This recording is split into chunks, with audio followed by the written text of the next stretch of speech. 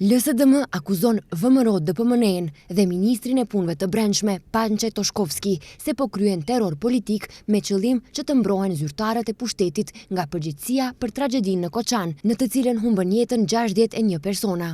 Opozita thekson se zyrtarët policor nga Koçani e Shtipi, të cilët janë përfshirë në hetimin e prokurorisë, janë të periudhës së kaluar, ndërsa ata që kanë qenë në detyrë natën e kopshme, sipas tyre as nuk përmenden.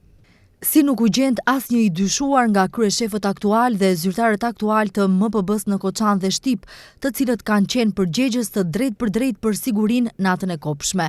Pse për shembull kryeshefja e sektorit për punë të brendshme në Koçan, Maria Cvetkovska-Manevska, nuk është në mesin e të përfshirëve me hetimin? Pse kryeshefi i krim policisë në Koçan, Tomo Donev, nuk është në mesin e të arrestuarve? Si është e mundur as kryeshefi i SPB Shtip e as kryeshefi i krimit të policisë në Shtip gjithashtu të mos jenë të përfshirë në hetim? Ministri Toshkovski: a keni pak ndërgjegje? Ju po kryeni terror dhe ndjekje politike vetëm për t'i mbrojtur ata që ju i keni emëruar dhe vendosur, deklaroi Bogdanka Kuzeska, zëdhënëse e LSDM-s.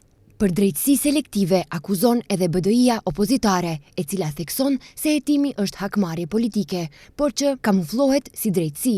Sipas integristëve, përgjegjësia po kërkohet në mënyrë selektive dhe ka për qëllim eliminimin politik.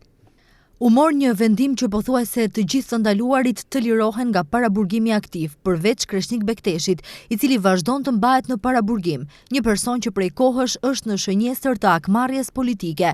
Kjo tashmë nuk është çështje individuale, por një model i rrezikshëm i drejtësisë selektive që po shndërrohet në instrument për presion dhe eliminim politik.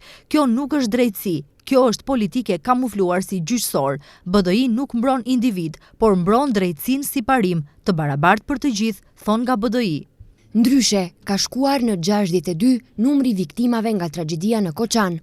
Një pacient që po trajtohej në Beograd ka ndëruar jetë gjatë ditës së sotme. Informacionin e kanë konfirmuar edhe nga Ministria e Shëndetësisë. Kujtojmë se disa të lënduar nga zjarri që shpërtheu në diskotekën Puls më datë 16 mars të këtij viti vazhdojnë të kurohen jashtë shtetit.